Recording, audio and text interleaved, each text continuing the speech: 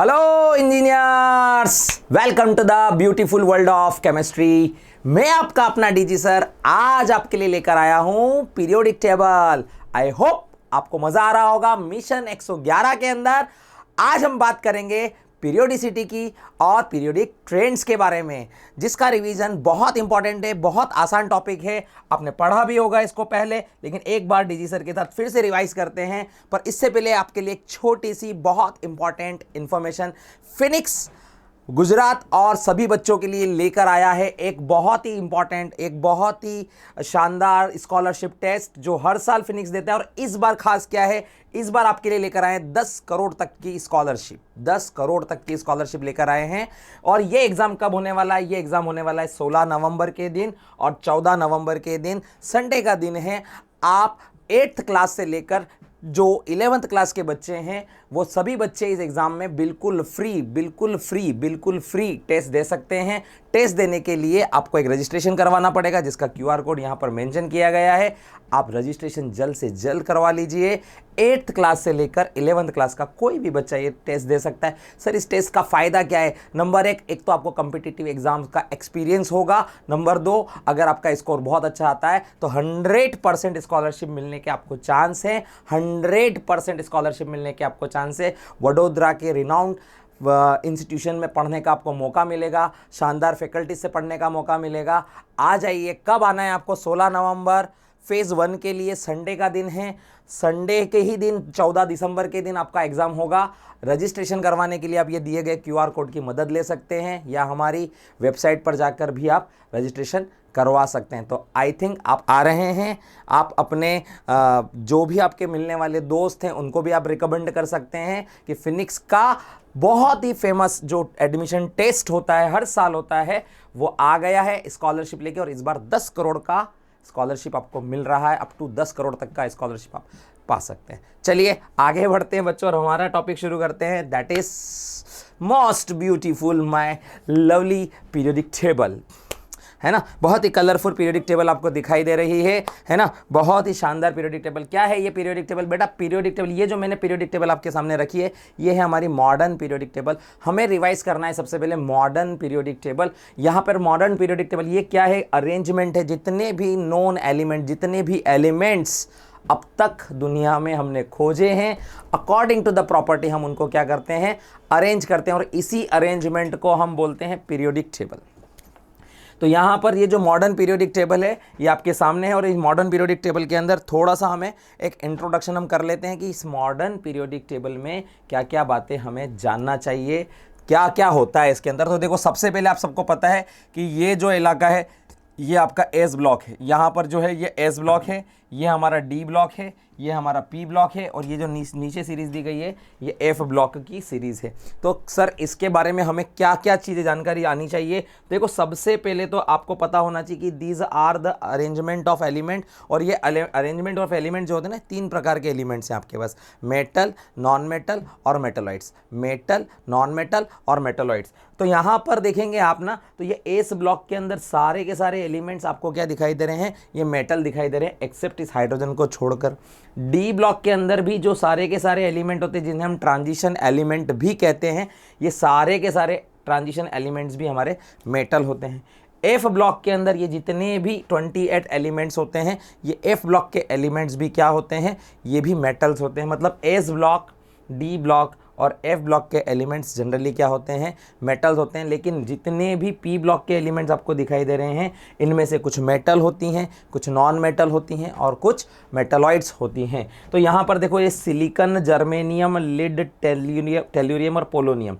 Silicon, germanium, arsenic, antimony, tellurium और polonium, ये जो एलिमेंट है ये हमारे कौन से एलिमेंट है? ये मेटलॉइड्स हैं। इसके अलावा देखो, boron, carbon, nitrogen, oxygen, fluorine, ये जितने भी ऊपर सेकंड पीरियड में यहाँ पर जो एलिमेंट दिखाई दे रहे हैं, ये सारे के सारे एलिमेंट्स क्या होते हैं? Boron, carbon, nitrogen, oxygen, fluorine, ये सारे के सारे एलिमेंट जितने भी हैं, ये चारों पांचों एलिमेंट जितने भी हैं, ये नॉन मेटल हैं। उसके बाद यहाँ पर फास्फोरस, सल्फर, क्लोरीन, ये भी नॉन मेटल है। उसके बाद यहाँ पर ब्रोमीन, आयोडीन, एस्टेटिन, ये सब नॉन मेटल की कैटेगरी में आते हैं। और नोबल गैसेस भी सारी की सारी नॉन मेटल की कैटेगरी में आती है। तो ये जो पी ब्लॉक का एरिया होता है ये मेटल से भी भरा हुआ है, मेटलॉइड से भी भरा हुआ है, और मेटलॉइड से भी भरा हुआ है, नॉन मेटल से भी भरा हुआ है। तो these are the non metals जो हमारे सामने हैं। तो यहाँ पर इस बात का ख्याल रखें। इसके अलावा देखो, इसमें आपको जनरल कॉन्फ़िगरेशन पता होने चाहिए। सभी बच्चों को जनरल इलेक्ट्रॉनिक कॉन्फ़िगरेशन हमें पता होना चाहिए।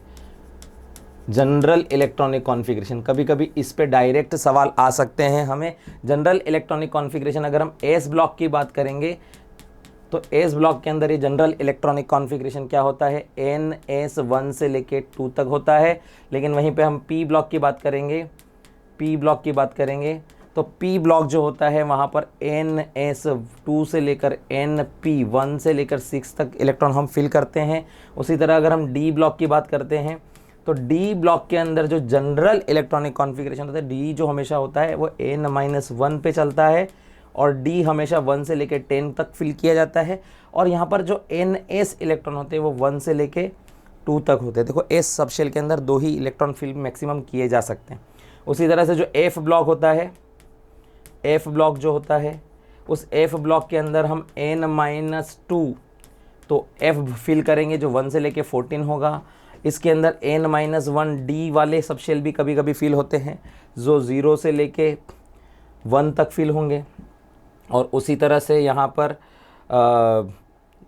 NS जो होता है वो हमेशा 2 होता है। तो ये जनरल इलेक्ट्रॉनिक कॉन्फ़िगरेशन है, इट्स वेरी इंपॉर्टेंट, ये हमें ध्यान में रखना चाहिए। और क्या बात हमें ध्यान में रखना चाहिए, अगर हम पीरियोडिक टेबल की बात करें तो पीरियोडिक टेबल के अंदर देखो जो हमारे रिप्रेजेंटेटिव एलिमेंट होते हैं वो क्या होते हैं, रिप्रेजेंटेटिव एलिमेंट्स। पूरी दुनिया में ज़्यादातर जो कंपाउंड बनते हैं वो इन्हीं एलिमेंट से बनते हैं, और इन्हें कहा जाता है एस ब्लॉक और पी ब्लॉक को। एस ब्लॉक और पी ब्लॉक एलिमेंट्स को हम कहते हैं represent elements except group 18। Group 18 कौन है, नोबेल गैसेस। नोबेल गैसेस को ग्रुप 18 कहा जाता है। बात समझ में आ रही है। तो इन एस ब्लॉक और पी ब्लॉक के लिए अगर हम बात करें तो एस ब्लॉक के अंदर 2 ग्रुप होते हैं। एस ब्लॉक के अंदर 2 ग्रुप होते हैं। कौन कौन से ग्रुप हैं, एक ग्रुप होता है हमारा lithium, sodium, potassium, rubidium, caesium, बहुत इंपॉर्टेंट है। और सर वो फ्रांशियम भी आप चाहे तो यहाँ इंक्लूड कर सकते हैं। इसको याद रखने के लिए ट्रिक भी बनाई है, ली, ना, की, रब, से, फरियाद। इस तरह से इस ग्रुप को याद कर लीजिए। याद करना बहुत ज़रूरी है, तभी हम प्रॉपर्टीज़ को इनकी जो ट्रेंड्स हैं इनको रिलेट कर पाएंगे। दूसरा ट्रिक है हमारा बेटा, मांगे, कार, स्कूटर, बाप, राजी। क्या बोला मैंने, बोलो, बेटा, मांगे, कार, स्कूटर, बाप, राजी। और इस तरह से हम इसको ट्रिक कर लेंगे। और इसका जो जनरल कॉन्फ़िगरेशन होगा, इसमें आउटर शेल में NS1 इलेक्ट्रॉन होंगे, इसके आउटर शेल में NS2 इलेक्ट्रॉन होंगे। आई बात समझ में, क्लियर है। देखो आगे बढ़ते हैं। और इस तरह से देखो, अगर हम बात करें तो lithium, sodium, potassium, rubidium, caesium और फ्रांशियम की बात करें तो अगर इसके आउटर शेल में NS1 इलेक्ट्रॉन है तो इसको हम बोलेंगे इसमें 2s1 है, इसका आउटर शेल 3s1 है, इसका आउटर शेल का इलेक्ट्रॉनिक कॉन्फ़िगरेशन 4s1 है, इसका आउटर शेल का कॉन्फ़िगरेशन 5s1 है, ये 6s1 है, ये 7s1 है। सर इसकी ज़रूरत क्या है, कभी कभी क्या होता है आउटर शेल के इलेक्ट्रॉनिक कॉन्फ़िगरेशन के ऊपर ही डायरेक्ट कोई सवाल एग्जाम में आ जाता है, या ये डायरेक्ट इलेक्ट्रॉनिक कॉन्फ़िगरेशन दिया होता है और पूछा जाता है इनमें से किसकी आयनाइजेशन एनर्जी ज़्यादा है, इनमें से किसकी इलेक्ट्रॉन गेन एंथैल्पी ज़्यादा है। तो उस इलेक्ट्रॉनिक कॉन्फ़िगरेशन को देखकर हमें ये अंदाज़ा लगाना होता है, ये कौन सा एलिमेंट है, तभी हम उसे कंपेयर कर पाएंगे। सिमिलरली कभी कभी इनके आउटर शेल के लिए क्वांटम नंबर सिस्टम का भी क्वेश्चन आता है। जैसे प्रीवियस ईयर पेपर में देखेंगे तो रुबिडियम के बारे में, जिसका एटॉमिक नंबर 37 होता है, इसका आउटर मोस्ट शेल के चारों क्वांटम नंबर के बारे में पूछा गया था। तो इसके 4 क्वांटम नंबर क्या होंगे, NLMS, है ना, NLMS। आउटर मोस्ट शेल में ये इसकी वैल्यू कितनी हो जाएगी, 5 हो जाएगी। ये क्यों हो गई, क्योंकि n की वैल्यू यहाँ 5 है। एस सबशेल में लास्ट इलेक्ट्रॉन फिल कर रहे हो तो ये 0 हो जाएगा, अगर ये 0 है तो ये भी 0 होगा। और जब आप पहला इलेक्ट्रॉन फिल करोगे तो इसे हम +½ बाय डिफॉल्ट ले लेंगे। तो these are the set of 4 quantum number for the outer electron of rubidium element. ऐसा क्वेश्चन PYQ में आपको देखने को मिल सकता है, आप देखेंगे तो पता चल जाएगा। सिमिलरली आप यही काम अल्कली अर्थ मेटल के लिए भी कर सकते हैं। इस ग्रुप को हम कहते हैं अल्कली मेटल्स, इस ग्रुप को हम कहते हैं अल्कली मेटल्स, और ये जो सेकंड ग्रुप होता है इसे हम कहते हैं अर्थ मेटल्स, इसे हम अर्थ मेटल के नाम से भी जानते हैं। इसके अलावा अगर हम बात करें तो वो हमारे पास P ब्लॉक के एलिमेंट होते हैं, और P ब्लॉक के अंदर टोटल 6 ग्रुप हैं, जिसमें पहला ग्रुप है ग्रुप 13, इसको हम बोरॉन फैमिली भी कहते हैं। ये सब हमें याद होना चाहिए, एक बार हमारा रिवीजन अच्छे से हो जाएगा, और ये आपको ग्रुप एलिमेंट्स की प्रॉपर्टी को समझने में भी मदद करेगा। और ये एलिमेंट्स होते हैं हमारे बोरॉन, एल्यूमिनियम, गैलियम, इंडियम और थेलियम, है ना। एक नया एलिमेंट अभी आ गया है जिसको हम बोलते हैं निहोनियम, है ना, लेकिन अभी हम उसको यहाँ इंक्लूड नहीं कर रहे हैं, तो टेंशन नहीं लेने का। इसको याद रखने के लिए मेरा ट्रिक है कि इसको एक साथ याद रखें, बाल गए इंडियन तेल से। ये ट्रिक आपको इनकी प्रॉपर्टीज़ को, क्योंकि ये बहुत ही एक्सेप्शनल फैमिली है, इसके सभी ट्रेंड्स में बहुत एक्सेप्शन पाया जाता है, उनको याद रखने के लिए आपको मेरी ये वाली ट्रिक बहुत मदद करेगी। अभी आप आगे देखेंगे तो समझ में आएगा। ग्रुप 14, अच्छा इसका जनरल इलेक्ट्रॉनिक कॉन्फ़िगरेशन लिखें तो ये NS2NP1 हो जाएगा। ग्रुप 14 जिसे हम कार्बन फैमिली भी कहते हैं, कार्बन फैमिली भी कहते हैं, ये सब पता होना बहुत ज़रूरी है। मतलब अगर मैं इसके कॉन्फ़िगरेशन की बात करूँ तो ये हो जाएगा 2s2 2s2 2p1, इसी तरह 3s2 3p1, 4s2 4p1। तो आउटर शेल के कॉन्फ़िगरेशन से हमें पता चल जाएगा कि ये कौन सी फैमिली का मेंबर होता है। ग्रुप 14 की बात करें तो ग्रुप 14 के मेंबर होते हैं कार्बन, सिलिकॉन, जर्मेनियम, टिन और लिड, है ना। इसे याद रखने के लिए हम कहेंगे कहे सीता जी सुनो प्रभु।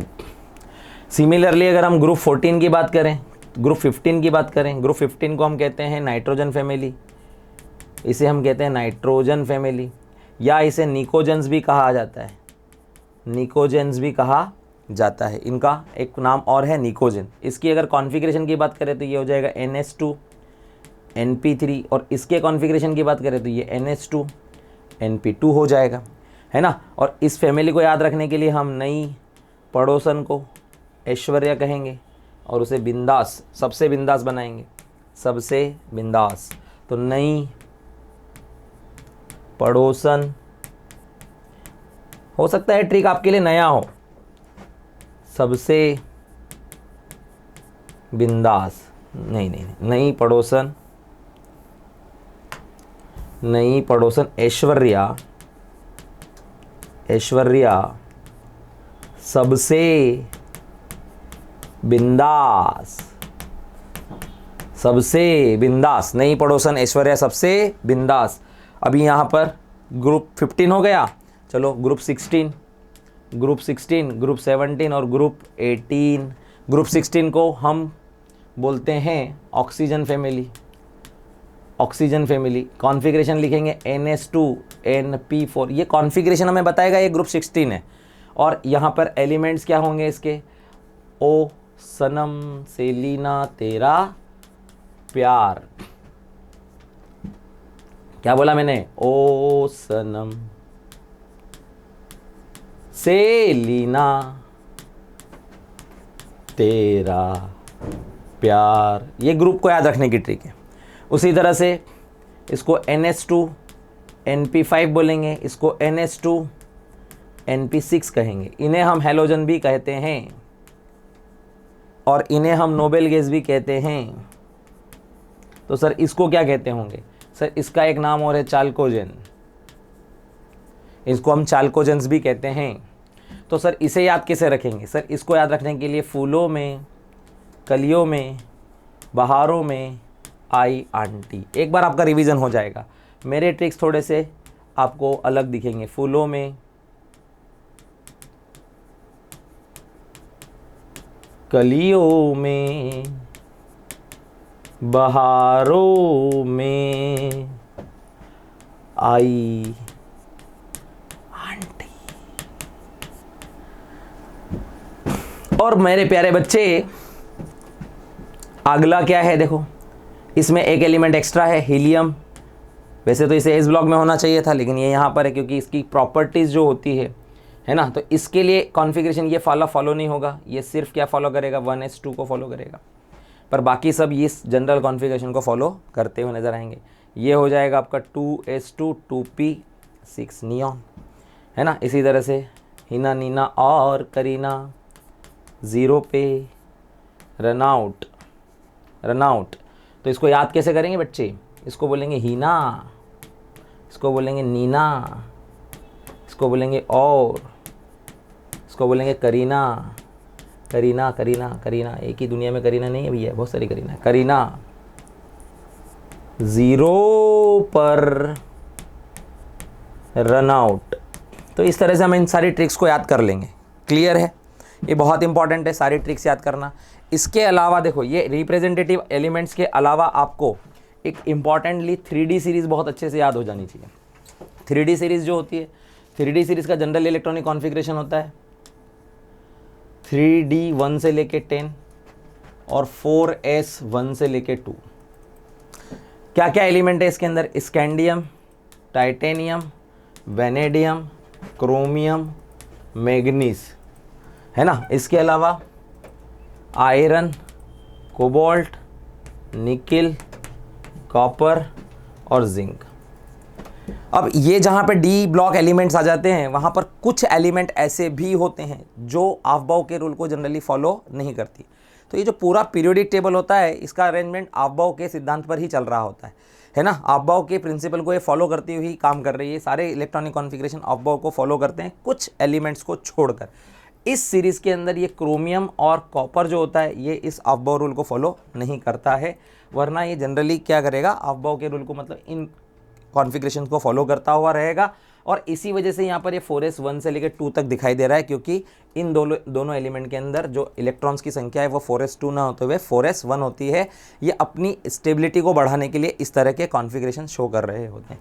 तो अगर मैं इसकी ट्रिक की बात करूँ तो हम इसको ट्रिक से याद कर लेंगे। स्कूटी वाली करे मना, स्कूटी वाली करे मना, फरारी को नहीं छूने जाना। स्कूटी वाली करे मना, फरारी को नहीं छूने जाना।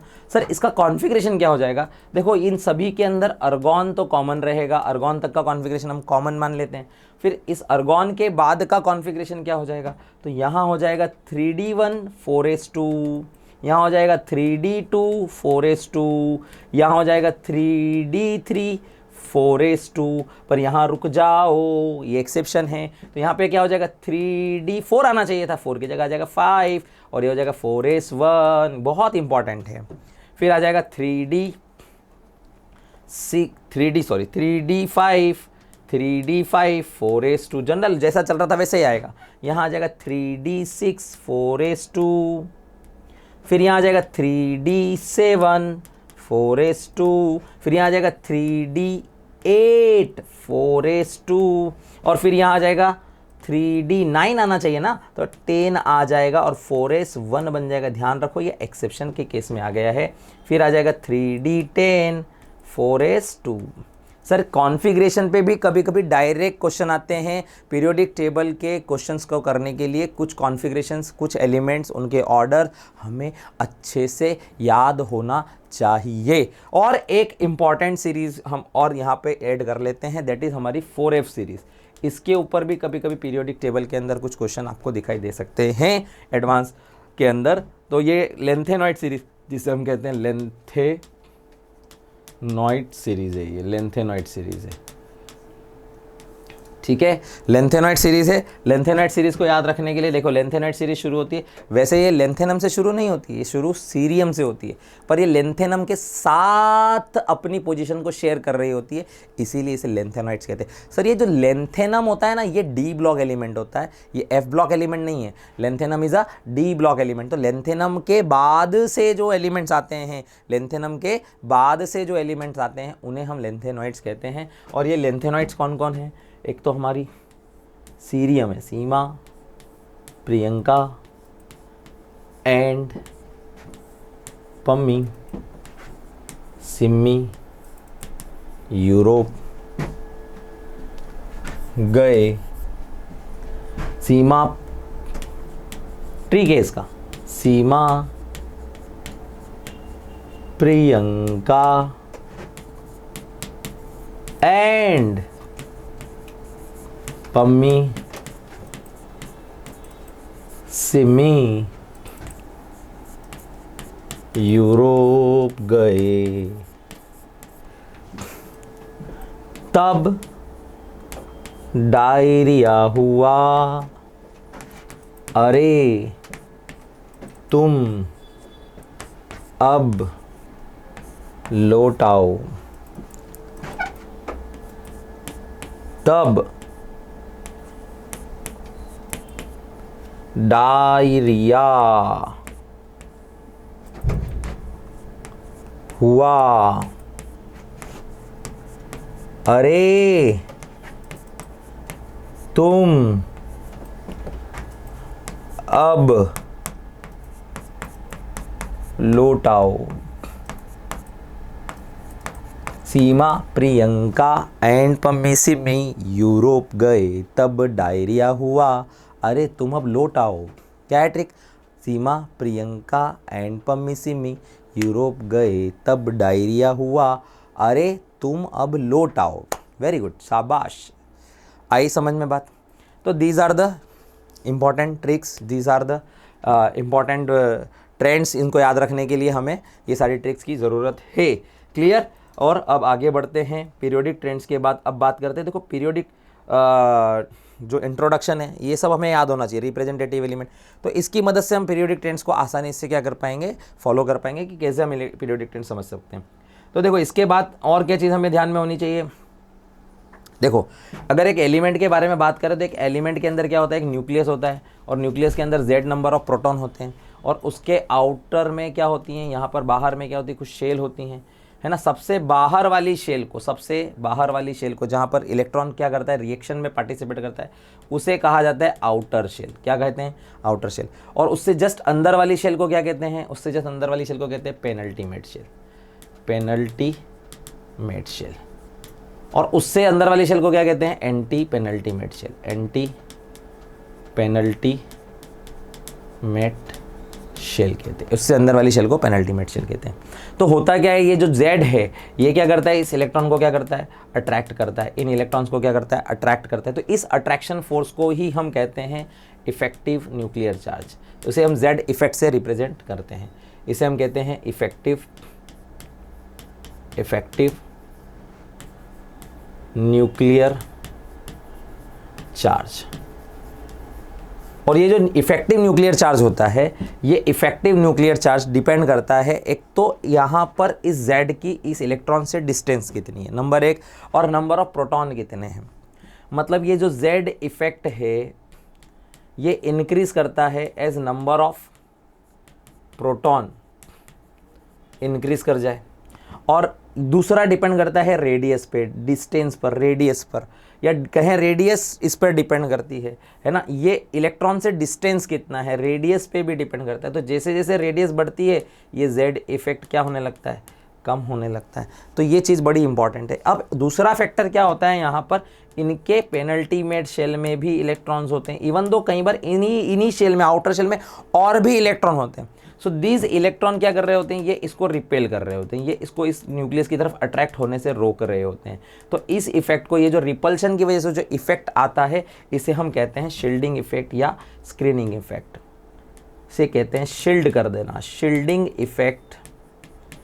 इफेक्ट, या दूसरा नाम क्या है इसको, स्क्रीन कर देना, स्क्रीनिंग इफेक्ट कहते हैं। तो इस इफेक्ट की वजह से क्या होता है, रेडियस बढ़ने की कोशिश करती है, दूर जाती है, और जेड इफेक्ट क्या करता है, उसको छोटा करने की कोशिश करता है, रेडियस को क्या करता है, कम करने की कोशिश करता है। तो इससे रेडियस अफेक्टेड होने लगती है, और जब रेडियस ऑफ एटम अफेक्ट होती है तो अदर प्रॉपर्टीज ऑफ एटम की जो दूसरी प्रॉपर्टी है, जैसे ionisation energy, electron gain enthalpy, ये भी अफेक्ट होने लगती है। तो उनके पीछे बेसिकली यही चीज़ें काम कर रही होती हैं।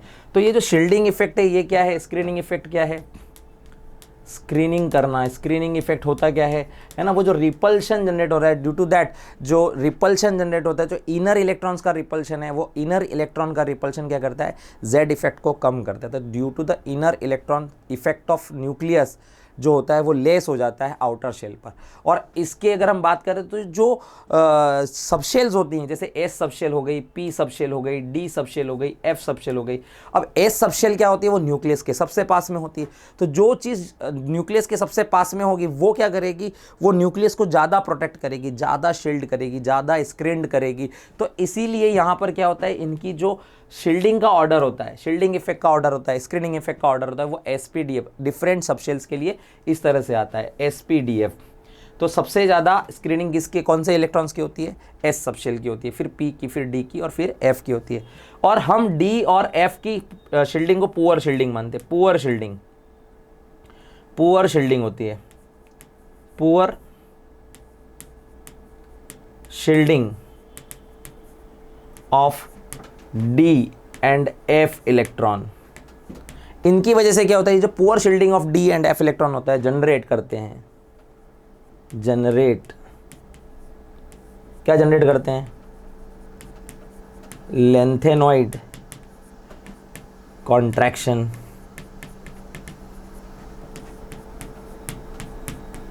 Actinoid contraction, inert pair effect.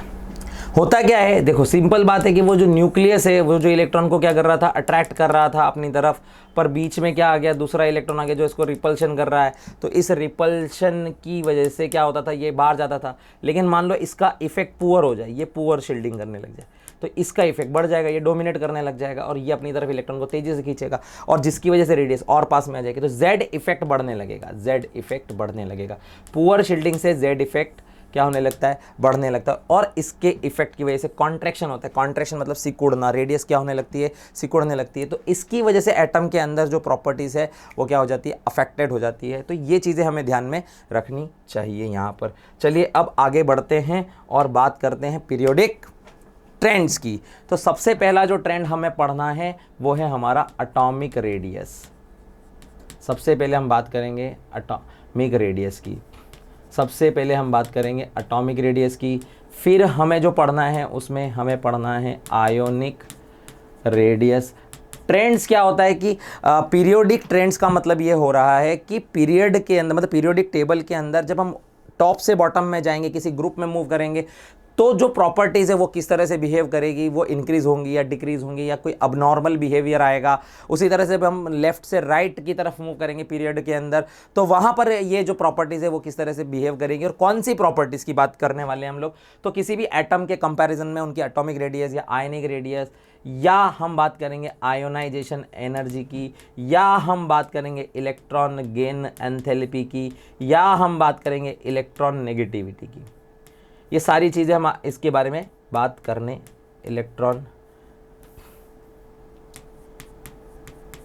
Electronegativity, ये सारे ट्रेंड्स हमें पढ़ने होते हैं, ये सारे इंपॉर्टेंट ट्रेंड है, इसके ऊपर ही सारी चीज़ें डिपेंड कर रही होती है। तो ये हम बात करेंगे। और इसके अलावा कुछ अदर ट्रेंड्स भी हो सकते हैं, जैसे मेटेलिक कैरेक्टर का ट्रेंड हो सकता है, या उनके ऑक्साइड्स की प्रॉपर्टी का ट्रेंड हो सकता है। इस तरह के ट्रेंड्स को हम कैसे देखते हैं पीरियोडिक टेबल के अंदर, चलो देखते हैं और बात करते हैं। अब पहला ट्रेंड, वेरी फर्स्ट ट्रेंड बहुत ही इंपॉर्टेंट है। पहला ट्रेंड क्या है, एटॉमिक रेडियस का ट्रेंड है। एटॉमिक रेडियस के ट्रेंड्स जनरली जो एग्जाम में पूछे जाते हैं, एग्जाम के अंदर आते हैं, वो या तो रिप्रेजेंटेटिव एलिमेंट से ज़्यादा आते हैं, 3D सीरीज से ज़्यादा आते हैं, या फिर वो एफ ब्लॉक की सीरीज से ही ज़्यादा आते हैं। तो हम कुछ इंपॉर्टेंट ट्रेंड्स को हम यहाँ फॉलो करते हैं। तो देखो सिंपल सी बात है, इन अगर एस ब्लॉक के अंदर और पी ब्लॉक के अंदर बात करें, तो एस ब्लॉक और पी ब्लॉक के अंदर इन ग्रुप्स, अगर मैं ग्रुप्स की बात करूँ तो किसी भी ग्रुप में, देखो सबसे पहली बात, एटॉमिक रेडियस डिपेंड किस पे करती है ये बात कर लेते हैं ना।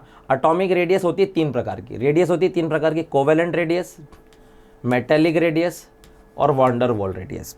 ये 3 प्रकार के रेडियस होती है जो हम मेजर करते हैं। तो एटॉमिक रेडियस जो कोवेलेंट रेडियस होती है वो सबसे छोटी होती है, फिर मेटेलिक रेडियस होती है, फिर वान डेर वाल रेडियस होती है। जब भी हम किसी नॉन मेटल के लिए रेडियस कैलकुलेट करते थे वो हमारी कोवेलेंट रेडियस होती है, जब भी हम मेटल्स के लिए रेडियस कैलकुलेट करते हैं वो हमारी मेटेलिक रेडियस होती है, और नोबल गैसेस जो होती हैं उनके लिए हम क्या करते हैं, वान डेर वाल रेडियस कैलकुलेट करते हैं। इसीलिए पीरियोडिक टेबल के अंदर जितनी भी नोबल गैसेस हैं उनकी जो है हम नोबल गैसेस के लिए वान डेर वाल रेडियस ही कैलकुलेट कर पाते हैं। तो एक्सेप्शनली क्या होता है कि किसी भी पीरियड में जब हम मूव करते हैं वो वान डेर वाल रेडियस सबसे बड़ी होने की वजह से नोबल गैसेस का रेडियस जो होता है वो एग्जैक्टली क्या होता है, थोड़ा बड़ा आ जाता है। अब यहाँ पर हम दूसरी बात करें इसके अफेक्टिंग फैक्टर की, तो पहला फैक्टर होता है इसके अंदर शेल नंबर, पहला फैक्टर होता है इसके अंदर शेल नंबर। तो शेल का नंबर मतलब एन नंबर, एन का वैल्यू बढ़ता है, तो जैसे जैसे एन का वैल्यू बढ़ता है रेडियस भी क्या होने लगती है, एटॉमिक रेडियस भी क्या होने लगती है, बढ़ने लगती है। दूसरा इंपॉर्टेंट फैक्टर होता है इसके अंदर जेड इफेक्ट, जेड इफेक्ट मतलब न्यूक्लियस। तो न्यूक्लियस क्या करता है, जब जैसे जैसे जेड का इफेक्ट बढ़ता है रेडियस को क्या करने लगता है, श्रिंक करने लगता है, तो रेडियस छोटी होने लगती है। और तीसरा इंपॉर्टेंट फैक्टर होता है इसके अंदर, थर्ड इंपॉर्टेंट फैक्टर जो हमें ऑब्जर्वेशन में आता है वो है शील्डिंग इफेक्ट, जिसे हम सिग्मा से रिप्रेजेंट करते हैं, सिग्मा। तो ये जो सिग्मा की वैल्यू होती है जैसे जैसे बढ़ती है शील्ड करता है, मतलब ये बाहर की तरफ पुश करता है इलेक्ट्रॉन को, तो इसकी वजह से क्या होता है, रेडियस का साइज जो होता है बढ़ने लगता है। तो जब भी कभी कहीं पर पॉजिटिव चार्ज बढ़ेगा वहाँ पर जेड इफेक्ट बढ़ेगा, और जब भी कहीं पर भी नेगेटिव चार्ज बढ़ेगा वहाँ पे शील्डिंग इफेक्ट बढ़ता है। ये क्लियर है बात। चलो अब इससे बात करते हैं रिलेटेड होकर कि भाई एटॉमिक रेडियस अगर हम ग्रुप में बात करें तो इन ग्रुप, अब बात करते हैं अपन ग्रुप की। तो किसी भी ग्रुप के अंदर हम बात करें तो हमें 2 ग्रुप बड़े इंपॉर्टेंट है हमारे लिए, एस ब्लॉक के ग्रुप और पी ब्लॉक के ग्रुप।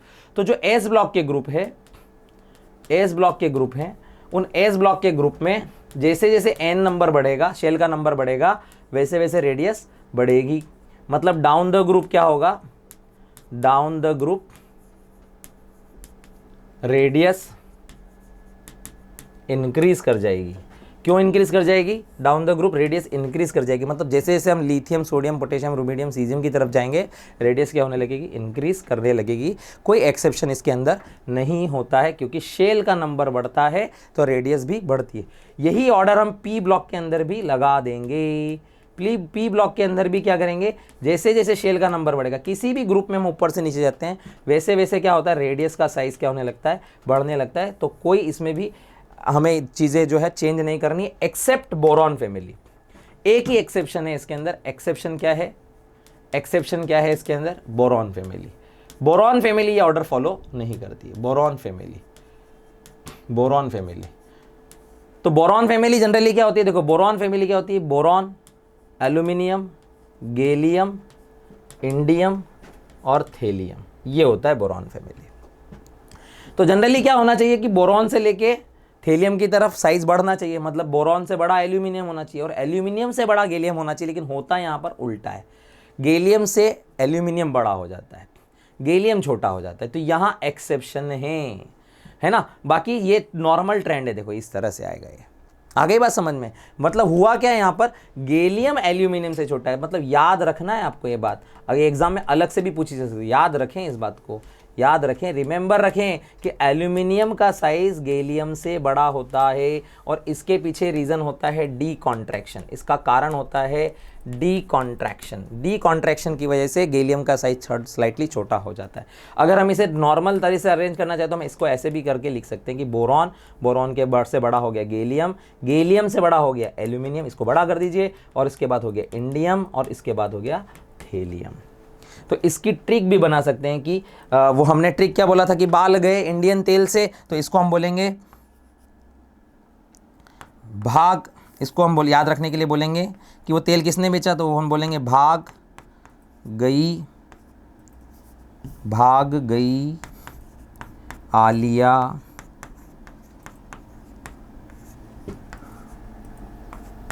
इंडिया से तेल बेच के, ये इसका ट्रिक होता है।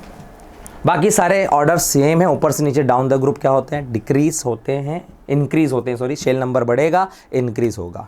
Got it. चलो अभी हम बात करते हैं पीरियोडिक ट्रेंड्स इन पीरियड, अगर हम पीरियड की बात करें, इन पीरियड बात करें तो जो पीरियड हमें याद रखने होते हैं, एक तो सेकंड पीरियड में ऑर्डर पूछे जाते हैं।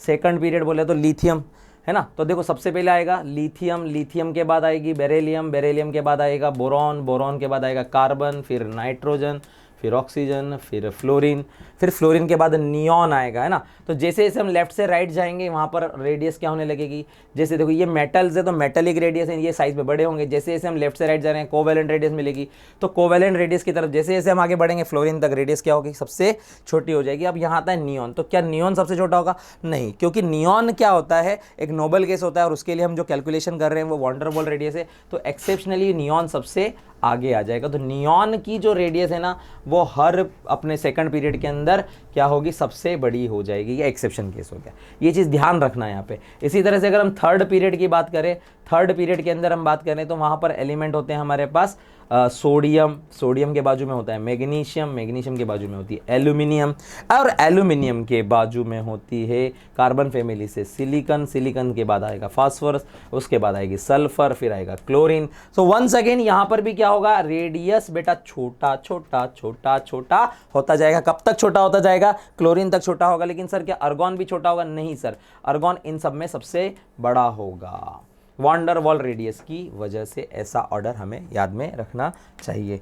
सर इसके अलावा हमारे पास 3D सीरीज के ऑर्डर हमें याद में होने चाहिए। 3D सीरीज, देखो 3D सीरीज के ऑर्डर याद रखने के लिए आप इस ग्राफ की भी मदद ले सकते हैं, है ना। ये NCERT के अंदर डी ब्लॉक के अंदर ये ग्राफ दिया हुआ है। यहाँ पे हम अटोमिक नंबर ले लेते हैं, यहाँ पे हम अटोमिक रेडियस देते हैं। तो स्कैंडियम, स्कैंडियम से लेकर ये धीरे धीरे डिक्रीज होगी और डिक्रीज होने के बाद ये थोड़ी सी फ्लैट होकर ऐसे इंक्रीज हो जाती है।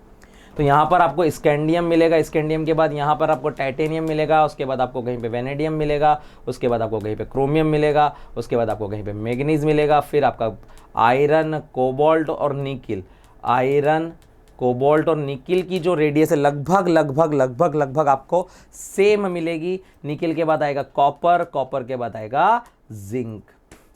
तो शुरुआत में क्या हो रहा है, यहाँ पर एटॉमिक रेडियस डिक्रीज हो रही है। क्यों डिक्रीज हो रही होगी, ऑब्वियसली यहाँ पर शुरू में क्या करता है, जैसे जैसे इलेक्ट्रॉन फील होता है, शुरुआत में जैसे जैसे प्रोटॉन की संख्या बढ़ती है, शुरुआत में वैसे वैसे जेड इफेक्ट डोमिनेट करता है। लेकिन जैसे जैसे यहाँ पर आयरन के बाद जैसे छठा इलेक्ट्रॉन, सिक्स्थ इलेक्ट्रॉन आना शुरू होता है, तो पेयरिंग ऑफ इलेक्ट्रॉन होने की वजह से क्या हो रहा है, यहाँ पर शील्डिंग इफेक्ट बढ़ रहा है। तो जैसे जैसे शील्डिंग इफेक्ट बढ़ने लगता है, यहाँ से शील्डिंग इफेक्ट बढ़ने लगता है और यहाँ पर रेडियस फिर से फर्दर क्या होने लगती है, इंक्रीज होती है। तो यहाँ पे ये चीज़ ध्यान रखना कि स्कैंडियम से फिर टाइटेनियम से फिर वेनेडियम से फिर क्रोमियम से फिर मैग्नीज, फिर आयरन, फिर कोबाल्ट लगभग बराबर है, फिर लगभग बराबर है निकिल से बड़ा है यहाँ पर कॉपर से बड़ा है यहाँ पर zinc. This is the order. आई बात समझ में। तो कभी कभी ये भी पूछा जा सकता है, जेई वाले बच्चे इंपॉर्टेंटली इस बात को ध्यान रखें। तो यहाँ पर तो बात हो गई रेडियस की। एटॉमिक रेडियस के बाद जो इंपॉर्टेंट ट्रेंड आता है वो है आयोनिक रेडियस का। तो आयोनिक रेडियस जो होती है वह भी पीरियोडिक टेबल के अंदर अगर हम बात करें तो किसी भी ग्रुप में भी पूछी जा सकती है और किसी भी पीरियड में भी पूछी जा सकती है। और यहाँ पर एक इंपॉर्टेंट ट्रेंड और आता है, that is iso electronic group. तो ये आयोनिक रेडियस तो है ही ना, तो ये किस पे डिपेंड करेगी, तो आयोनिक रेडियस जो होती है एक तो डायरेक्टली प्रोपोर्शनल होती है, मतलब इंक्रीज करती है जैसे जैसे शेल का नंबर इंक्रीज करता है। तो हम बोल सकते हैं कि रेडियस इंक्रीज करती है, शेल का नंबर इंक्रीज करे। वैसे ही रेडियस डिक्रीज करती है अगर जेड इफेक्ट क्या कर जाए, जेड डिक्रीज करेगी अगर जेड इफेक्ट बढ़ जाए। जेड का इफेक्ट कब बढ़ता है, जब पॉजिटिव चार्ज बढ़ता है, क्योंकि आयनिक रेडियस है तो पॉजिटिव चार्ज होगा वहां पर। पॉजिटिव चार्ज इंक्रीज करेगा, जेड इफेक्ट इंक्रीज करेगा, जेड इफेक्ट इंक्रीज करेगा तो इंपॉर्टेंट है रेडियस भी डिक्रीज कर जाएगी, अपोजिट चलेगी। फिर आयनिक रेडियस जो है वो कैटायन के साथ साथ एनायन की भी हो सकती है। तो जो जेड इफेक्ट होता है, जेड इफेक्ट के बाद सिग्मा इफेक्ट मतलब शील्डिंग इफेक्ट, अगर शील्डिंग इफेक्ट बढ़ता है तो ये रेडियस बढ़ती है। पर ये रेडियस बढ़ेगी, शील्डिंग इफेक्ट कब बढ़ेगा, जब नेगेटिव चार्ज आएगा। जैसे जैसे नेगेटिव चार्ज आएगा क्या होगा, शील्डिंग इफेक्ट बढ़ेगा, और शील्डिंग इफेक्ट बढ़ेगा तो रेडियस भी बढ़ेगी। तो ये जेड इफेक्ट बोलो या पॉजिटिव चार्ज बोलो, ये क्या होती है, इंक्रीज होती है। लेकिन सबसे पहले बात करते हैं कि यहाँ पर जो रेडियस है, अगर ग्रुप में बात करें, देखो जो ट्रेंड्स हमें देखने होते हैं वो सबसे पहले हम देखते हैं ग्रुप में, इन ग्रुप। अगर मैं ग्रुप में मैं बात करता हूं तो ग्रुप के अंदर हमारे पास एस ब्लॉक होता है सबसे पहले। तो तो एस ब्लॉक के अंदर दो ग्रुप है, एक तो लिथियम सोडियम वाला है ना, मतलब इसके अंदर आयंस हो जाएंगे lithium plus, sodium plus, potassium plus, rubidium plus, caesium plus. तो इसमें डायरेक्टली प्रोपोर्शनल होती है एन से, मतलब जैसे जैसे एन का वैल्यू इंक्रीज करता है रेडियस, आयनिक रेडियस इंक्रीज करती है, इसके अंदर यही आयनिक रेडियस है। सिमिलरली हम बेटा, मांगे, कार, स्कूटर, बाप, राजी और कुछ इंपॉर्टेंट ट्रेंड्स होते हैं जैसे हाइड्रेशन एनर्जी का ट्रेंड, आयनिक मोबिलिटी का ट्रेंड्स, उन ट्रेंड्स को समझने के लिए ये ऑर्डर हमें बहुत अच्छे से आना चाहिए। लेटिस एनर्जी के ट्रेंड्स को समझने के लिए ये ऑर्डर बहुत अच्छे से आना चाहिए। हाइड्रेशन एनर्जी के ऑर्डर को समझने के लिए ये ऑर्डर हमें आना, देखो इन सब में पॉजिटिव चार्ज सिमिलर है, तो एक ही ग्रुप के एलिमेंट में जब पॉजिटिव चार्ज सिमिलर होगा तो ये सिर्फ किस पे डिपेंड करेगी, एन की वैल्यू पे डिपेंड करेगी। तो जैसे जैसे एन का वैल्यू बढ़ता है वैसे वैसे क्या होगा, यहाँ पर ये ट्रेंड जो है नीचे की तरफ इंक्रीज होता चला जाएगा।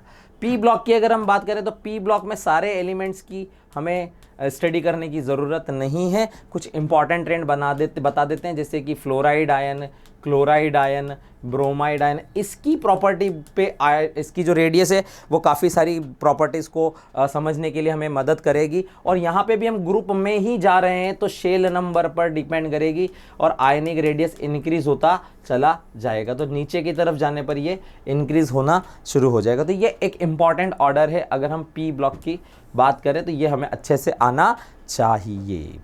बात समझ में आई? फ्लोराइड से बड़ा है क्लोराइड, क्लोराइड से बड़ा है ब्रोमाइड और ब्रोमाइड से बड़ा है आयोडाइड। और एक इंपॉर्टेंट ऑर्डर और मैं आपको बताना चाहता हूं, है ना, एक आयन होता है हाइड्राइड आयन, एक आयन होता है हाइड्राइड आयन, है ना। ये जो हाइड्राइड आयन होता है, अगर मैं इसके साथ इनको एडजस्ट करना चाहूं तो ये fluoride, then chloride, then bromide, और उससे भी बड़ा होता है हाइड्राइड आयन की साइज, है ना। ये हाइड्राइड आयन का शील्डिंग इफेक्ट बहुत बहुत ज़्यादा होता है, इस वजह से यहाँ पर ये एक्सेप्शनली क्या करता है, हाइड्राइड आयन जो है वो फ्लोराइड, क्लोराइड और ब्रोमाइड से भी बड़ा होता है, बट आयोडाइड से स्लाइटली छोटा होता है। तो इस चीज़ को याद रख लें, ये आपके काम में आ सकता है। एक्सेप्शन ऑर्डर है हाइड्राइड आयन के लिए। कौन सा आयन है ये? हाइड्राइड आयन है, ये हाइड्राइड आयन है। एच जो होता है वो दो तरह के आयन बनाते हैं, H+ आयन और H- आयन, दोनों तरह के आयन्स बना लेता है। Very very very very very very important हो सकता है, इस पर कोई क्वेश्चन आपको कहीं पे टिक करने को काम में आ जाए। चलो आगे बढ़ते हैं, पी ब्लॉक की बात हो गई। अब आते हैं बात, देखो इसी के अंदर आयनिक ट्रेंड्स की बात कर रहे हैं, तो आयनिक ट्रेंड्स के अंदर अगर हम बात करें इन पीरियड्स में बात करें, आयनिक रेडियस की अगर हम पीरियड्स के अंदर बात करें तो हमारे पास एक होता है लिथियम, लिथियम पे +1 चार्ज आएगा, फिर बेरिलियम, बेरिलियम पे +2 चार्ज आएगा, फिर बोरॉन और बोरॉन पे +3 चार्ज आएगा, फिर आएगी कार्बन। अब कार्बन की प्रॉब्लम ये है वो प्लस में भी हो सकते हैं, माइनस में भी, मैं माइनस ले लेता हूँ, 4-। फिर आता है नाइट्रोजन, नाइट्रोजन के ऊपर 3-, फिर आता है ऑक्सीजन, ऑक्सीजन के ऊपर 2-, और ये फ्लोरीन, है ना। तो अगर मैं इनकी बात करूं तो इन पीरियड, अगर इन आयंस को मुझे अरेंज करना है, दीज आर आयंस, और साथ में अगर एक नियॉन भी लेना चाहो तो नियॉन भी ले लो, है ना। ये तो न्यूट्रल है वैसे, है ना, लेकिन कोई चार्ज नहीं मान लेते हैं, तो इसको अगर मैं अरेंज करना चाहूँ तो देखो यहाँ सबसे इंपॉर्टेंट बात क्या है, जैसे ही लिथियम, ये 3 जो हैं ये पॉजिटिव है, किसी भी पीरियड में जो पॉजिटिवली चार्ज वाले होंगे उनके ऊपर क्या होगा, जो पॉजिटिव चार्ज होंगे उस पर जेड इफेक्ट ज़्यादा होगा, तो जितना ज़्यादा पॉजिटिव चार्ज उतना छोटा, तो है ना, जेड इफेक्ट यहाँ पर काम कर रहा होगा। तो जिसका जेड इफेक्ट ज़्यादा होगा उसकी रेडियस हो जाएगी कम, और इन केसेस के अंदर क्या होगा, सिग्मा इफेक्ट काम करेगा। सिग्मा इफेक्ट काम करेगा मतलब जिसका नेगेटिव चार्ज ज़्यादा होगा उसका रेडियस भी ज़्यादा होगा, आयनिक रेडियस ज़्यादा होगा। तो मैं इसको ओवरऑल अरेंज करूँ तो ये क्या आएगा, बोरॉन सबसे छोटा आएगा, बोरॉन के बाद आएगा बेरिलियम, बेरिलियम के बाद आएगा लिथियम, लिथियम छोटा हो जाएगा, लिथियम से बड़ा आ जाएगा, अब जिसके ऊपर चार्ज ही नहीं है वो आएगा नियॉन, उसके बाद आएगा फ्लोराइड आयन, उसके बाद आएगा ऑक्साइड आयन, उसके बाद आएगा नाइट्राइड आयन, और उसके बाद आएगा कार्बन। तो डायरेक्ट ऐसे दिमाग में सोचना नहीं, ऐसा लिख लोगे तो गलती नहीं होगी कभी भी लाइफ में, है ना। गलतियां नहीं करनी है तो गलत को रोकना है तो आप लिख लो, लिखने से क्या होगा, ये जो ऑर्डर है आपके ये करेक्ट रहेंगे। फिर आगे बात करें, देखो इसी तरह से अगर हम बात करें आइसो इलेक्ट्रॉनिक स्पीशीज़ की, आइसो इलेक्ट्रॉनिक स्पीशीज, इसके ऊपर भी आयनिक रेडियस के क्वेश्चन आते हैं। आइसो इलेक्ट्रॉनिक क्या होता है? आइसो इलेक्ट्रॉनिक क्या होता है? Which have same number of electron. ऐसे आयंस जिनके नंबर ऑफ इलेक्ट्रॉन सेम हो, जैसे एग्जाम्पल के तौर पे देखो, अगर मैं ले रहा हूं हीलियम, लिथियम प्लस, इसमें भी 2 इलेक्ट्रॉन, इसमें भी 2 इलेक्ट्रॉन, फिर ले लिया मैंने बेरिलियम 2 प्लस, इसमें भी 2 इलेक्ट्रॉन, फिर ले लिया मैंने बोरॉन 3 प्लस, इसमें भी 2 इलेक्ट्रॉन। तो यहां पर एक ही चीज काम करेगी, वो क्या है भैया? Z effect. जेड इफेक्ट जिसका ज्यादा उसकी रेडियस छोटी, और शील्डिंग इफेक्ट जिसका ज्यादा उसकी रेडियस बड़ी। ये चीज ध्यान में रखनी है आपको यहां पर। और जेड इफेक्ट किसका ज्यादा? क्योंकि इलेक्ट्रॉन्स की संख्या बराबर है, इलेक्ट्रॉन की संख्या बराबर है, कम नहीं ज्यादा नहीं। तो जेड इफेक्ट देखो, सिर्फ जेड इफेक्ट। जेड इफेक्ट कैसे डिसाइड होगा? वो प्रोटॉन की संख्या। तो पॉजिटिव चार्ज ज्यादा है मतलब क्या? कि वो जेड इफेक्ट ज्यादा है। और नेगेटिव चार्ज ज्यादा है मतलब क्या? कि जेड प्रोटॉन की संख्या कम हो गई है ना, क्योंकि इलेक्ट्रॉन बढ़ गए हैं। सिंपल बात है। तो यहां पर कैसे याद रखना है? देखो, इसका अगर नहीं भी समझ में आए तो इसका जेड याद रखो। जेड कितना है? इसका 2, इसका 3, इसका 4, इसका 5, क्योंकि सब में इलेक्ट्रॉन बराबर है। तो प्रोटॉन की संख्या तो अलग अलग है। जिसके पास प्रोटॉन की संख्या ज्यादा होगी उसकी रेडियस छोटी होगी, उसकी रेडियस छोटी होगी। प्रोटॉन की संख्या ज्यादा, रेडियस कम। तो ये ऑर्डर आएगा इसके अंदर। सिमिलरली अगर हम बात करें और किसी आइसो इलेक्ट्रॉनिक स्पीसीज की, तो इसके बाद देखो अब अगला थर्ड पीरियड में जो कुछ आइसो इलेक्ट्रॉनिक ग्रुप्स होते हैं, जैसे कि हमारे पास हो गया नाइट्राइड आयन, फिर हमारे पास हो गया ऑक्साइड आयन, फिर हमारे पास हो गया फ्लोराइड आयन, फ्लोराइड आयन के बाद हो गया नियॉन, नियॉन के बाद आ गए हमारे पास सोडियम, सोडियम के बाद आ गया हमारे पास मैग्नीशियम, मैग्नीशियम के बाद आ गया हमारे पास एल्यूमिनियम। अब इन सबके पास कितने इलेक्ट्रॉन हैं? 7 इसके पास थे, 3 और हो गए 10। यहाँ देखो एल्यूमिनियम के पास 13 थे, 3 दे दिए, हो गए 10। मतलब इन सबके पास 10-10 इलेक्ट्रॉन है। There are 10 electron. बट इसके पास प्रोटॉन की संख्या कितनी है? 7, इसके पास 8, इसके पास 9, इसके पास 10, इसके पास 11, इसके पास 12, इसके पास 13। ये सब क्या है? इसके जेड की संख्या है। और इलेक्ट्रॉन इन सबके पास 10 ही हैं। तो इलेक्ट्रॉन तो सेम है पर जेड अलग अलग है। जब जेड अलग अलग होगा तो जेड का इफेक्ट काम करेगा। तो जिसका जेड ज़्यादा उसकी रेडियस छोटी हो जाएगी, जिसका जेड कम उसकी रेडियस बड़ी हो जाएगी। या नेगेटिव चार्ज ज़्यादा तो रेडियस ज़्यादा, पॉजिटिव चार्ज ज़्यादा तो रेडियस कम, ऐसा बोल सकते हो आप। यही ऑर्डर आप यहाँ पे भी लगा सकते हो। कहाँ पर? जैसे मैंने लिखा फॉस्फाइड आयन, फॉस्फाइड आयन के बाद हो गया सल्फाइड आयन, सल्फाइड आयन के बाद हो गया क्लोराइड आयन, क्लोराइड आयन के बाद आ गई अर्गॉन, अर्गॉन के बाद आ गया पोटेशियम, पोटेशियम के बाद आ गया कैल्शियम, कैल्शियम के बाद आ गया स्कैंडियम, स्कैंडियम के बाद आ गया टाइटेनियम। ये भी ले लेते हैं चलो। तो जैसे जैसे क्या हो रहा है? नेगेटिव चार्ज बढ़ रहा है, रेडियस बड़ी हो जाएगी, और जैसे जैसे पॉजिटिव चार्ज बढ़ रहा है, रेडियस छोटी होती चली जाएगी। आप इनको इलेक्ट्रॉन गिनेंगे तो सबके अंदर 18 इलेक्ट्रॉन हैं, लेकिन प्रोटॉन की संख्या डिफरेंट है। तो आयनिक रेडियस में 3 ट्रेंड बड़े इंपॉर्टेंट होते हैं। एक तो आपका ग्रुप में ट्रेंड्स होना चाहिए, एक आपके पीरियड वाले ट्रेंड्स आपको याद होने चाहिए, और ये आइसो इलेक्ट्रॉनिक स्पीशीज़ वाले ट्रेंड भी आपके काम के हो सकते हैं। फिर इसके अलावा देखो एक और इम्पॉर्टेंट ट्रेंड आता है आयनिक रेडियस, आयनिक रेडियस इन लेंथेनॉइड। इस पे भी क्वेश्चन आते रहते हैं, वो भी आप यहाँ पर स्टडी कर सकते हो, है ना। तो क्या होता है देखो, यहाँ पर लेंथेनम से लेकर, लेंथेनम के ऊपर कॉमन ऑक्सीडेशन स्टेट होती है +3 से लेकर लुटेटियम तक अगर हम बात करें तो लेंथेनम, लेंथेनम के बाद सीरियम, सीरियम के बाद सीमा, प्रियंका एंड पम्मी, सिम्मी, यूरोप गए, तब डायरिया हुआ, अरे तुम अब लौट आओ। सब में पॉजिटिव +3 ऑक्सीडेशन स्टेट है, लेकिन जैसे जैसे लेफ्ट से राइट जा रहे हैं जेड इफेक्ट बढ़ रहा है। तो जैसे जैसे जेड इफेक्ट बढ़ेगा रेडियस क्या होने लगती है? छोटी होने लगती है। एज वेल एज जैसे जैसे लेफ्ट से राइट जाएंगे लेंथेनॉइड कॉन्ट्रैक्शन भी बढ़ेगा। सो जैसे जैसे लेफ्ट से राइट जाएंगे Z, lanthanoid contraction is nothing, poor shielding effect है, पुअर शील्डिंग है, इलेक्ट्रॉन्स की, जिसकी वजह से जेड इफेक्ट ही बढ़ रहा है। शील्डिंग का कमजोर होना जेड इफेक्ट को बूस्ट करता है और जेड इफेक्ट का बढ़ना रेडियस को श्रिंक करता है और रेडियस का श्रिंक होना इस ऑर्डर को लेके आ जाता है। आई समझ में? इसके लिए आपको जो गिवन ट्रिक थी वो आप लगा दो, इस पर अप्लाई कर दोगे तो काम हो जाएगा।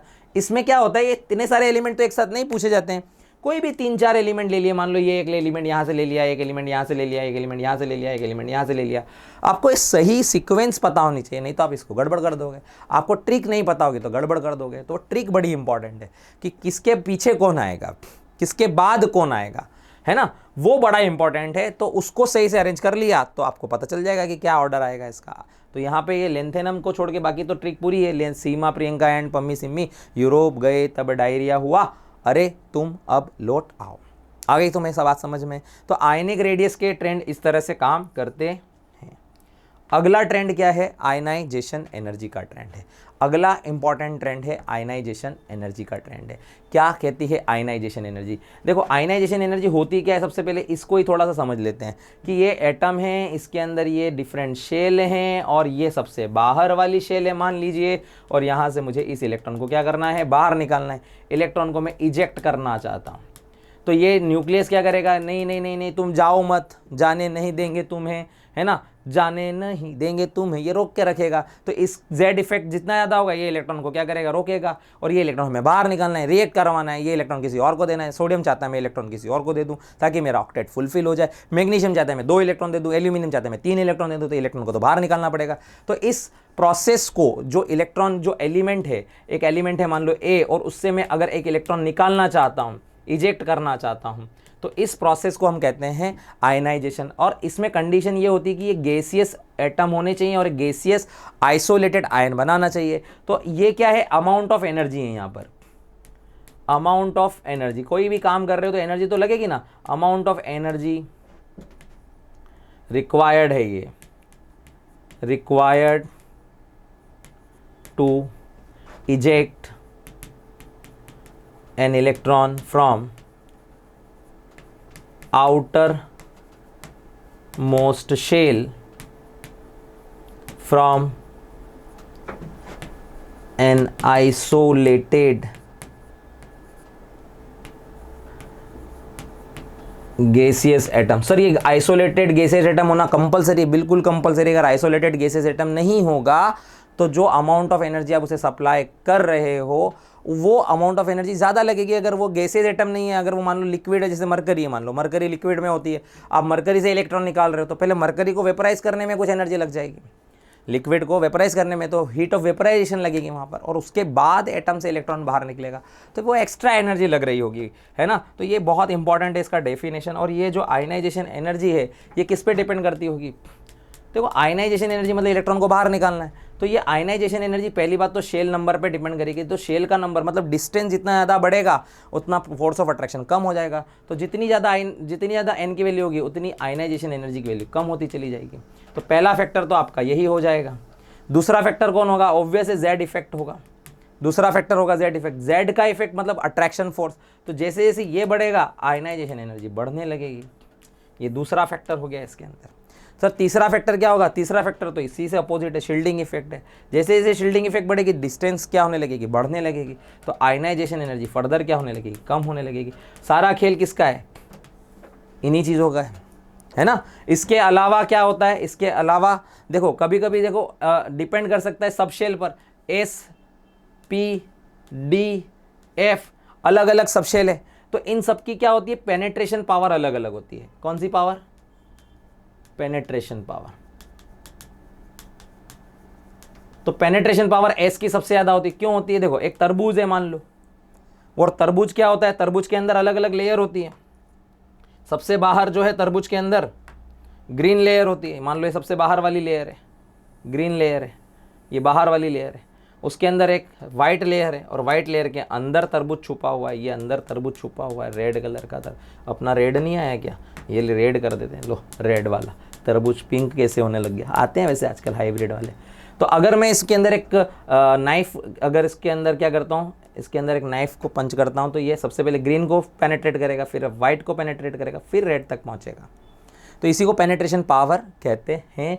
तो यहाँ पर देखो अगर किसी एटम की बात करें तो एटम के अंदर भी सबसे बाहर होती है एफ सब शेल और सबसे अंदर होती है एस सब शेल। तो एस सब शेल से इलेक्ट्रॉन को निकालने में आपको पावर ज़्यादा लगेगी, इस पावर को ही हम पेनेट्रेशन पावर कहते हैं। तो ये पेनेट्रेशन पावर पे भी डिपेंड करेगी। तो एस सब शेल में से इलेक्ट्रॉन को निकालना डिफिकल्ट है और एफ सब शेल में से इलेक्ट्रॉन को निकालना आसान होगा। क्या ये बात समझ में? इसके अलावा एक और इम्पॉर्टेंट बात हो सकती है, इसमें इलेक्ट्रॉनिक कॉन्फ़िगरेशन का भी बड़ा इंपॉर्टेंट रोल हो सकता है। इलेक्ट्रॉनिक कॉन्फ़िगरेशन, तो हमने हर्ट्ज़ रूल पढ़ा था, याद है आपको? इलेक्ट्रॉनिक कॉन्फ़िगरेशन, तो बाय हर्ट्ज़ रूल अगर हर्ट्ज़ का रूल कहीं अप्लीकेबल हो रहा है और हाफ फील्ड या कंप्लीटली फील्ड ऑर्बिटल हैं तो वहाँ पे आयनाइजेशन एनर्जी ज़्यादा लगेगी। मतलब फॉर हाफ फील्ड और कंप्लीटली फील्ड अगर ऑर्बिटल्स हुए, field orbitals required extra amount of energy to eject electron। आई बात समझ में? ये चीज़ आपको ध्यान में रखनी चाहिए। ये सारे फैक्टर्स काम कर रहे होते हैं। क्लियर है? तो यहाँ पर देखते हैं अब आगे, है ना, कि इस पे हम अगर ऑर्डर्स की बात करें तो ऑर्डर्स क्या क्या आ सकते हैं। देखो, अगर आयनाइजेशन एनर्जी की बात करें तो इसमें क्या क्या ऑर्डर आ सकते हैं। तो जब हम ग्रुप में जाते हैं, ऊपर से नीचे की तरफ जाते हैं, तो पहला हमारा ट्रेंड बनता है इन ग्रुप। और जब हम ग्रुप में जाते हैं तो ग्रुप के अंदर क्या होता है, सबसे पहले हम कौन से ग्रुप की बात करेंगे? एस ब्लॉक के ग्रुप की बात करेंगे। तो एस ब्लॉक के अंदर 2 ग्रुप हैं और इसके अंदर सिर्फ शेल नंबर इंक्रीज हो रहा है, तो आयनाइजेशन एनर्जी क्या कर जाएगी? डिक्रीज कर जाएगी। तो पहले दोनों ग्रुप में तो आयनाइजेशन एनर्जी का ऑर्डर क्या आएगा? बोलो, पहला लीना की रब से फरियाद।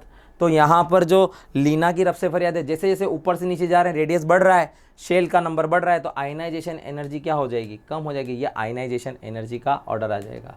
आयनाइजेशन एनर्जी ऑर्डर आ जाएगा। कहाँ पे आयनाइजेशन एनर्जी का ऑर्डर है? ग्रुप में। दूसरा कौन है? बेटा मांगे कार स्कूटर। हमें ये पहचानना बहुत ज़रूरी है कि ग्रुप में एलिमेंट कौन कौन है। अगर वो एलिमेंट ग्रुप के हैं या पीरियड के हैं, ये कंपेयर करना बहुत ज़रूरी है। पीरियोडिक टेबल में पता चला आपने ग्रुप के एलिमेंट पे पीरियड के लिए एलिमेंट की प्रॉपर्टी लगा दी और पीरियड वालों पे ग्रुप वाली प्रॉपर्टी लगा दी, क्योंकि आप एलिमेंट ही नहीं पहचान पाए तो गड़बड़ हो जाएगी। तो यहाँ पर ये इस तरह से इसका ऑर्डर आएगा। आ गई बात समझ में? तो ये सारे इंपॉर्टेंट ऑर्डर भी जो हैं आज हमने इतना स्टडी किया है ना। अब अगली क्लास में हम स्टडी करेंगे। अगली क्लास में हम बताते हैं आपको कि आयनाइजेशन एनर्जी के ऑर्डर जो हैं वो पीरियड में कैसे स्टडी किए जाते हैं। आयनाइजेशन एनर्जी के जो ऑर्डर हैं उसमें हमें कौन कौन सी और बातें ध्यान में रखनी होती है। सक्सेसिव आयनाइजेशन एनर्जी क्या होती है, इसके पे हम बारे में बात करेंगे। अगर एक के बाद एक मैं लगातार इलेक्ट्रॉन निकालता चला जाऊँ तब आयनाइजेशन एनर्जी का ऑर्डर क्या होगा, और एग्ज़ाम में अब तक किस टाइप के क्वेश्चन आए हैं या किस टाइप के क्वेश्चन और आ सकते हैं आने वाले हमारे एग्ज़ाम के अंदर, तो उसके लिए मुझे क्या प्रिपरेशन करनी चाहिए, कैसे प्रिपरेशन करनी चाहिए पीरियोडिक टेबल की, ये बात करेंगे हम अगली क्लास में। लेकिन आपको याद रखना है 16 नवंबर और 14 दिसंबर के दिन फिनिक्स का स्कॉलरशिप टेस्ट होने जा रहा है। आप अपने जानने वाले, पहचानने वाले, दोस्तों, यारों सबको बताइए। और तब तक के लिए सायोनारा, फिर मिलेंगे।